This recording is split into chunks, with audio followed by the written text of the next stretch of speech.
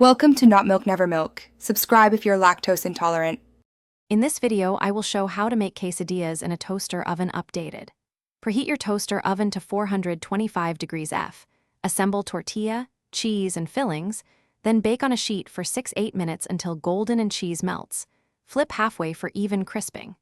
Use a rack for airflow and avoid soggy tortillas, and let quesadilla rest 1-2 minutes before slicing to set the cheese.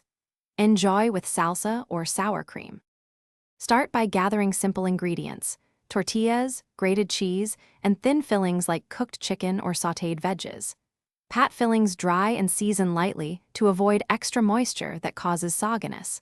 Lightly oil the tortilla surface or brush the top for crisping and color. Assemble on a sheet or tray, keeping the edges clear for sealing. Use moderate portions to ensure even melting and a tidy flip halfway through baking.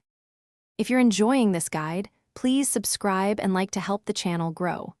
Quick recommendation: for those messy car rides with snacks, grab Little Tree's black ice to keep your car smelling fresh after quesadilla runs.